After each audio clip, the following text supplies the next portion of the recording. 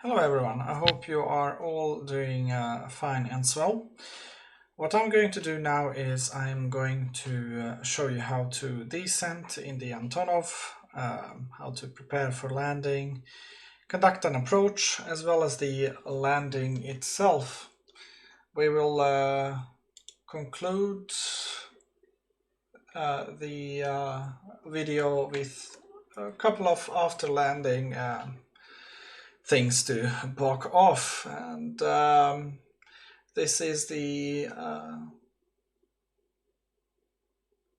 third and final video for the actual in-flight ops. However, what's left is the actual autopilot video, as well as the video containing details about miscellaneous stuff like night lights and fans, etc. So with that said, let's move on. So as you can see, there is a runway in front. What you can see here is St. Petersburg, runway 28 right and 28 left respectively. We will be conducting, I wouldn't call it a teardrop approach, but we will execute an outbound leg and then for the ILS runway 28 right by following the actual outbound ILS itself. And in the meantime, we are inbound the St. Petersburg VIOR at 3500. Now we have already calculated the our top of descent and the actual descent rate in this very fine aircraft needs to be approximately, not always, but approximately 5 meters per second. Now, for all of you who are wondering how to calculate top of descent as well as the descent rate, there is some math involved in this. Well, maybe not if you are using the actual GNS 430 included within this aircraft. However, if you are like me using the KLN90B or just flying VIOR to VIOR, you need to be able to do this efficiently. So the way you go about is detailed in the link in the description of this video, which will take you to the EVAO documentation. The EVAO documentation, at least for me, even though I fly on VATSIM, it's one of the most comprehensive and easily understandable documentation libraries, so make sure you give them a visit. Okay, so when it comes to the Antonov 24 left, it's a quite complex aircraft. Earlier versions included an English cockpit, which made it quite easy to understand. However,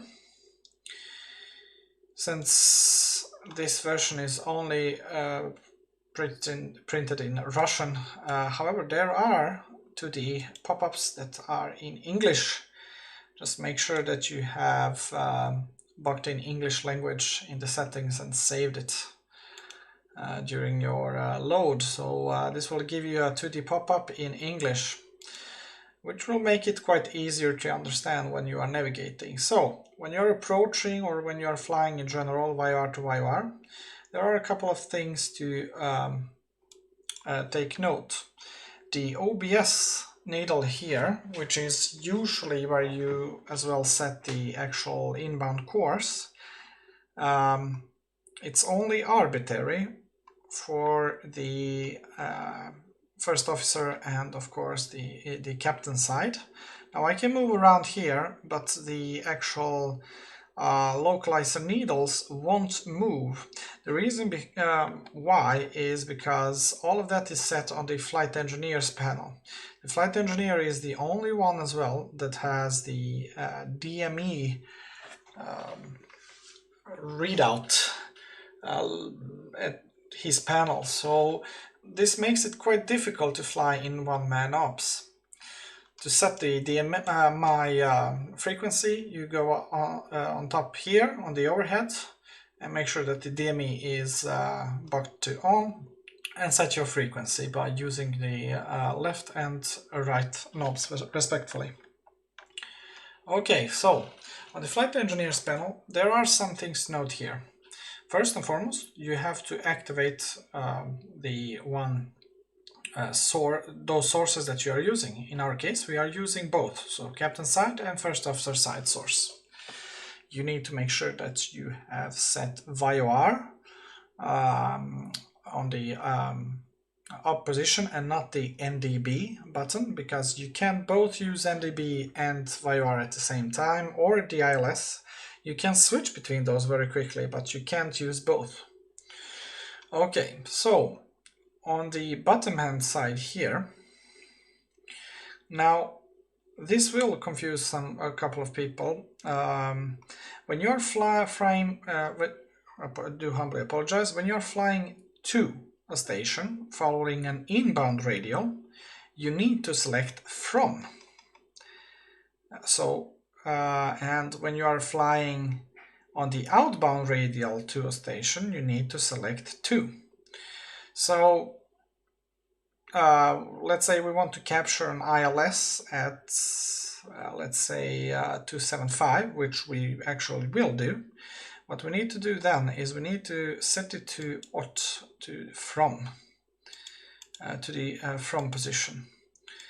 The reasoning behind that is I actually don't know, but it's quite vital to understand how this apparatus works. So I would just, instead of explaining, I would urge you to try it out, go to and from different radials and see what happens. However, if you are, like most people, keen to flying ILS or VIOR approaches, this tip will be the most handy. Set the inbound course and make sure that the from is selected. Now, with that said, let me show you one thing here, how I fly and conduct approaches in this aircraft. What I do is I buck up there we go, right nav left and nav right. So if you want to expand the window, you do it like so. So I usually use three things. I use the nav right and nav left. One indicates the kilometers, and the other is pretty much for fine-tuning the frequencies and switching frequencies if I need to during the actual approach. One thing on this panel to note is this ILS button needs to be set, and if you are flying en route, navigation should be on. However, if you are approaching, make sure that the approach marker is armed to on position here. Secondly, you should take note of this little knob here. Now, I haven't used SHORAN before, so I won't be able to explain how it works, unfortunately. Though there are stuff here to note. The first one is the first marker, number 1, both, and second number here, second marker. As explained per manual, if I set the button here to 1 position, what that means is that both first officers and the captain side will display only the N1 value here, so the first radio that you have set. If you set it on the second, of course, the second radio will be used for both. Now, if both in this case is set, what will happen is the captain will use the N1 and the first officer will use the N2. So it's very easy to switch between these without actually needing to switch the frequencies. So in our case, what we will do right now is we will make sure to simply set ourselves up for an intercept using, or an outbound leg, using the correction inbound leg to St. Petersburg using the N2, and then we will switch over for the outbound leg on the localizer to use the localizer frequency and the course of 275. So since we stated that we need to think in reverse, we need to select this to 2, and this needs to be on currently on let's see here, from 275. So there we go, stand by. And I want to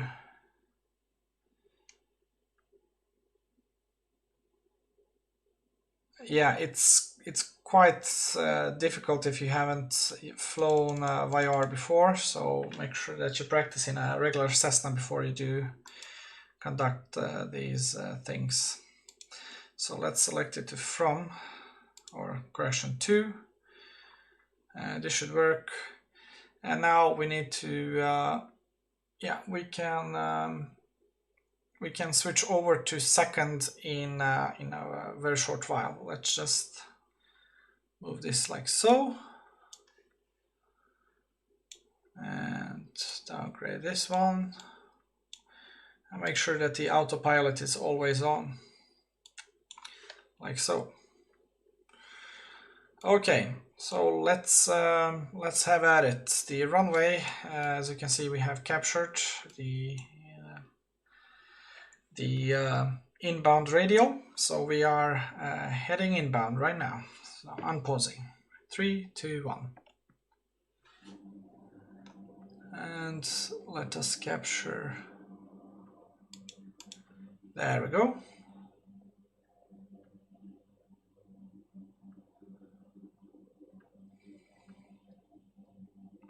So currently we are flying on the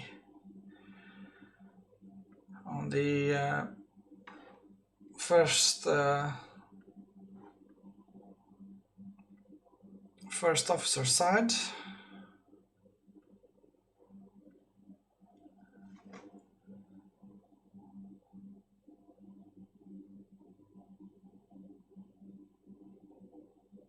It's a bit bumpy in the air today, it seems.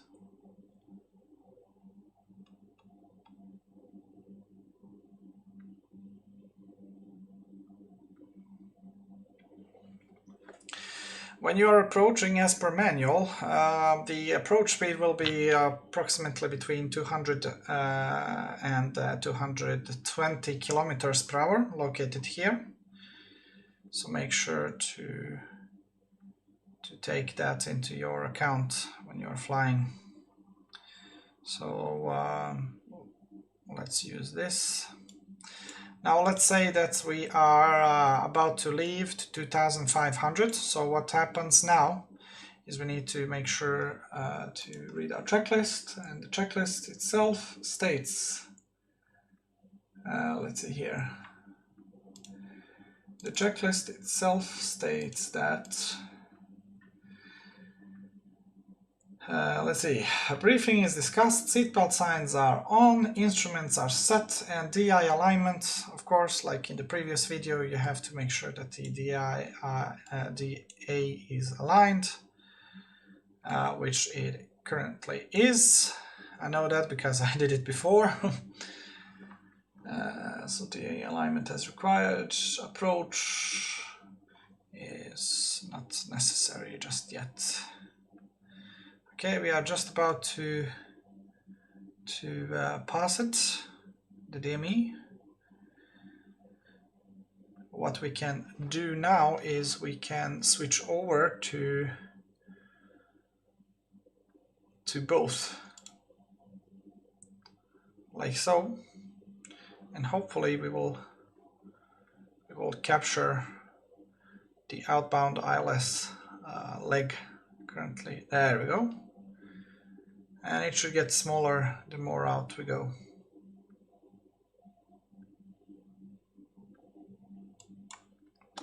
Let's head to the outside to see our progress.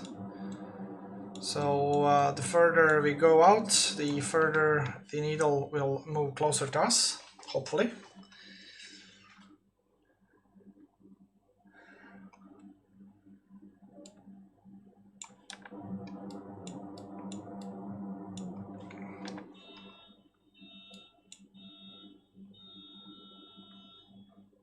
Let's move a tad bit to the left here, and let's engage our clock. We will start a countdown timer for 2 minutes, so 2 minutes should be sufficient for us. Okay.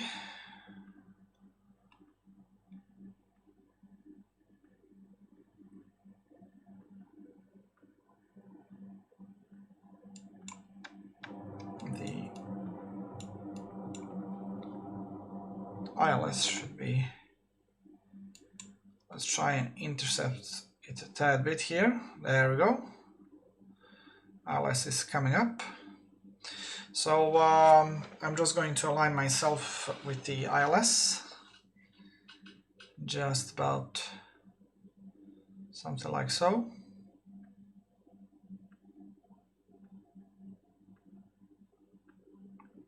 So we are on our outbound. In our case, we will execute a full 2 minute and then 1 minute outbound for 30 degrees. So 50 seconds left. What we are going to do now is we are going to initiate our descent to 2,500. So there we go. You can hear an alarm going. Flight idle has been set.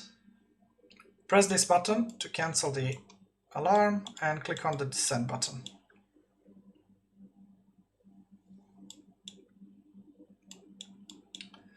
And hold approximately 5 meters per second.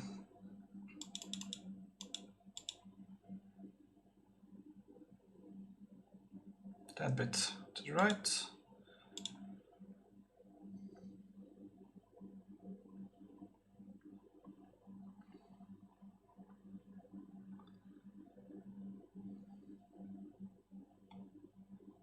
Let's see here. And we have passed 2 minutes. So going 30 degrees, which is 65 approximately.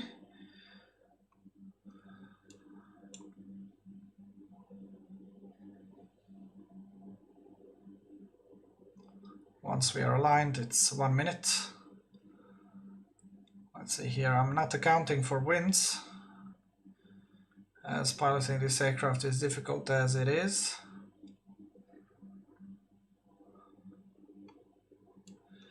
There we go, and engaging.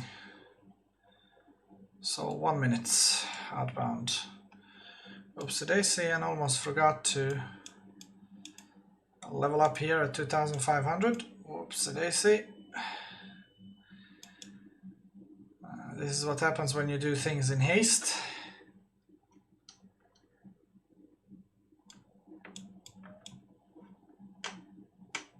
Now let's add approximately 40% RPMs.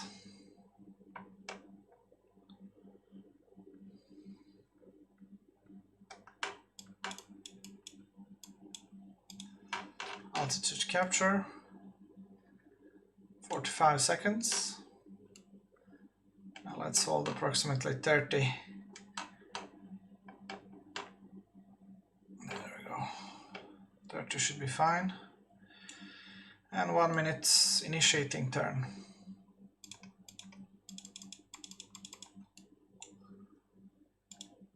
And once we are aligned with the turn again, so 275 minus 30, 245. So this is our intercept.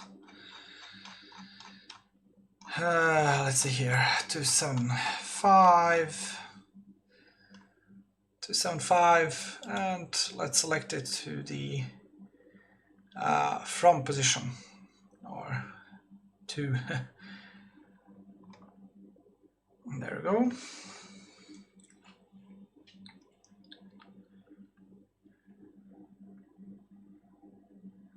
Now we need to slow a tad bit down. Let's put it at 30. As you can see, we are capturing the ILS. In this plane, I would not go 1 minute, I would go maybe 1 or even 2 minutes outbound. It turns so slowly. And we are overshooting the actual ILS, it seems. So 275 is set. So we need to go at approximately 300 now.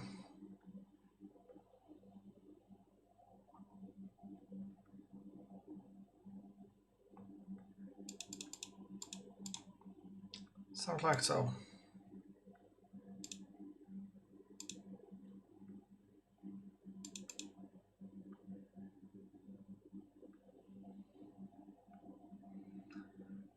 We are just about to capture our ILS here.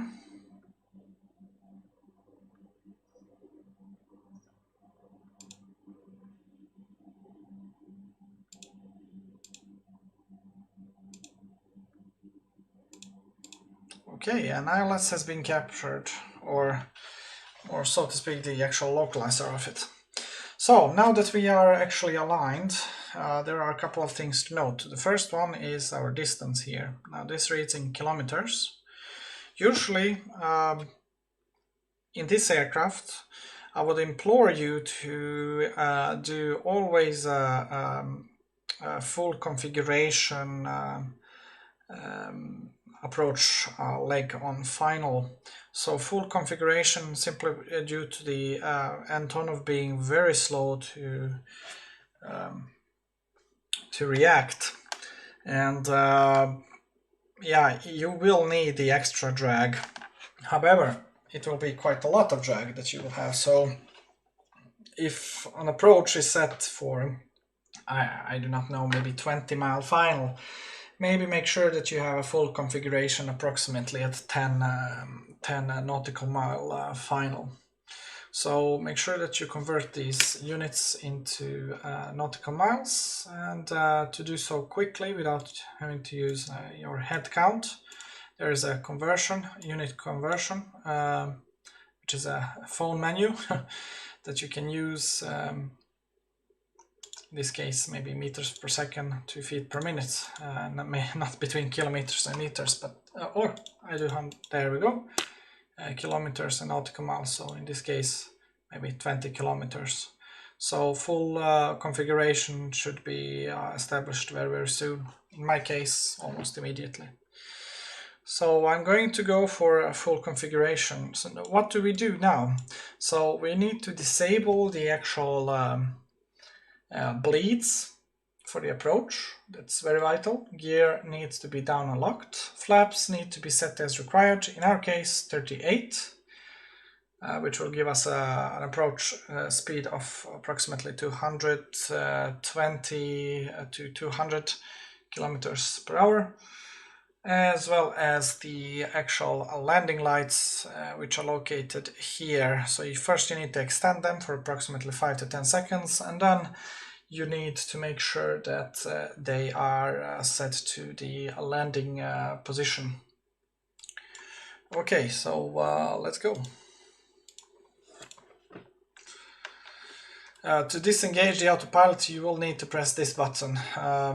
Currently, I could not figure out what the button was, so let me see here if I can figure it out. Head switch, fire, there we go. AP off. Can't find it, it seems. Oh well. Gotta press it manually. Let's go.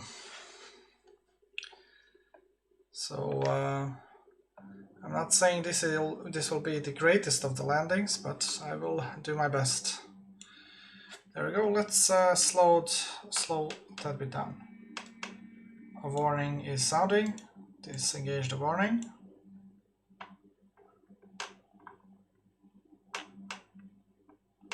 Flight idle selected.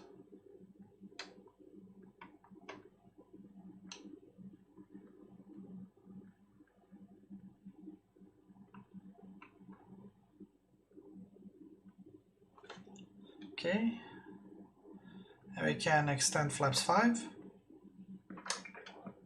Flaps 5.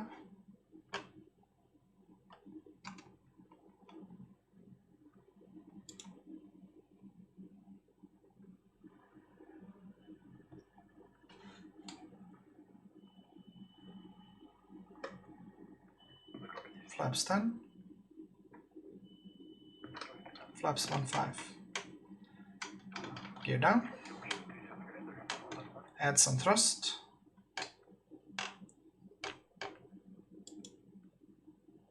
And let's initiate our slow descent.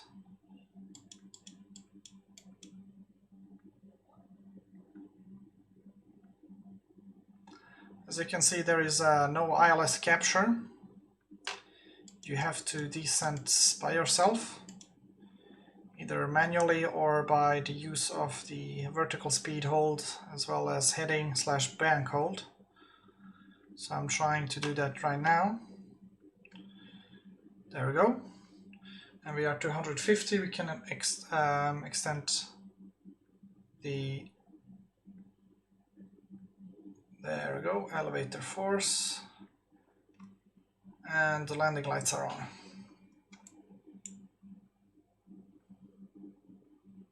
Seem to be perfectly aligned.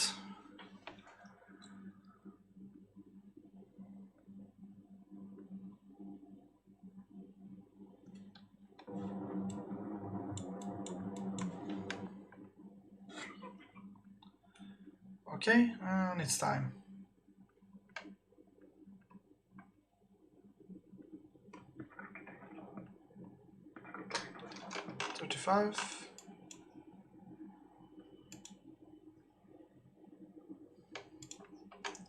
So there we go, 200, approximately holding 200 kilometers per hour,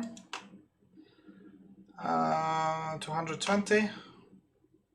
Okay, I am quite satisfied with this. So, whoops, they say. There we go. I'm going to quickly pause here.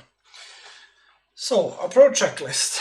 Gear is down and it's locked. You can see it down here. What we need to do is make sure that it's set to neutral position afterwards. The flaps, correction, let it stay like it is right now. Flaps are set at 38. Bleeds are, whoops, they are not off, so we will turn them off. Lights are set. That's about it for the actual approach and landing checklist. So let's continue here, and I'm going to try and land this plane manually. Let's see here. There we go. So in reality, if you are using multi-crew ops while flying this plane, what you would do is you would assign one of you would be the one controlling the actual throttles, while the other pilot flying is the one that hands out the instructions for either the flight engineer or the actual pilot not flying, how to set the throttles themselves. So let's add a tad bit of seem to be going a little bit slow, so approximately 30 here will do fine.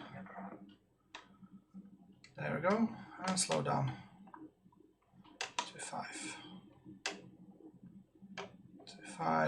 to 25%. I know it's jumping, it's not the easiest plane to hand fly, so you will have to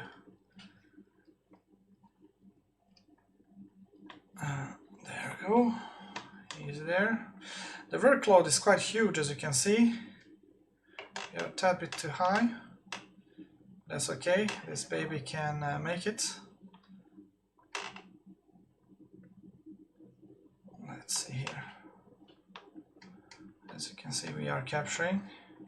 It went way too quickly for me, the ILS. So let's set it to, yeah. So just before you reach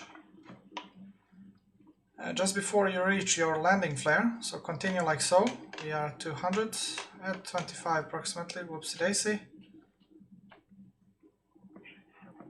60. Okay, let's pause quickly. So what's going to happen now is you won't be able to see this. So make sure that you have mapped the 3 buttons I told you before. The toggle thrust reversers, which will activate the pitch stopper. What that does yet again is it switches the angle of the pitch blades and they start to act like thrust reversers. The second button that needs to be mapped is the engine rod stop. What that means is that you can move the actual throttles from flight idle down to ground idle. So as soon as you land, as soon as your wheels touch ground, you put the throttles from flight idle position, which we will initiate in our flare, or just hold them up a tad bit. So from flight idle, make sure that they are moved by using the engine rod stopper to the ground idle position, and as soon as they are moved to that position, you will hear quite a huge change of noise in the actual aircraft, and then you make sure to click on that this button here, or the mapped functionality of toggle thrust reversers, which will initiate the pitch prop pitch stopper and thus switch the angle of the blades. So let's see how that works. You will have to excuse my landing, haven't flown this aircraft in a while. Let's go. Okay, so continue.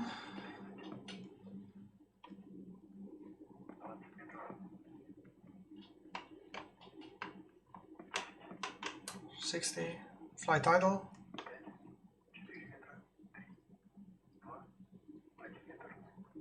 And there we go. Engine rudder stopper. And toggle thrust reversers engaged. And you will see these 2 lamps lighting up. I'm not braking. The aircraft is doing it by itself. And there we go. You can see how fast it can actually go. So in order to vacate very quickly, make sure that the taxi wheel steering is engaged. Now set only one engine. Move the flight idle position to the back.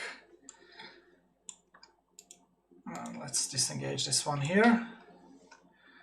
Let's see, after landing, wheel steering is, taxi is set. Lights need to be set on taxi. So lights are set on taxi down here.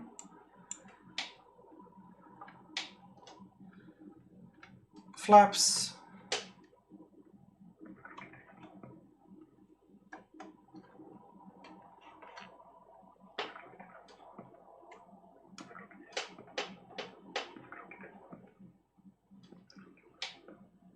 Okay, flaps are up. Gear is now set to neutral. And heating and de-ice. Basically in this case, just pause quickly here. Once you have vacated, heating and the ice, just make sure they are on the off position. You no longer need them, like so.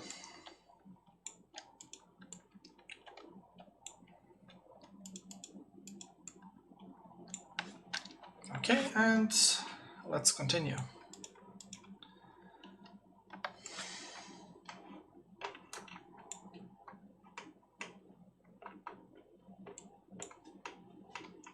we can remove these ones and even disable the intercept, as they are no longer necessary.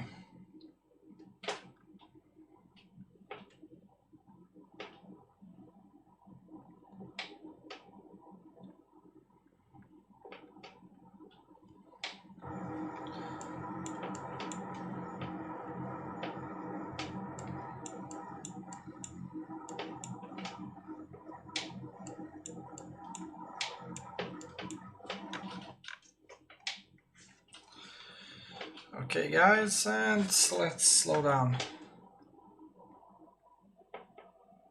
Poor brakes. Like so. And parking brake is engaged. Now, to shut this plane off, it's actually quite simple. Make sure all the systems are set to the off position, first and foremost, like so. Let's see here, and the lights are retracted, so hold them for 5 seconds approximately. And there we go, should be retracted now. Move everything down, including the wheel steering, as well as the other functionality here. So once that is done, make sure everything is off here and here. And now we need to make sure that the battery is connected to empowering the main bus and dislocated from the charge position. Okay, just time to shut off the plane. So to do that, just open up these two and click on them. Also forgot to switch off the autopilot. There we go. As you can see, the spool up time is very realistic in this plane, or spool down time.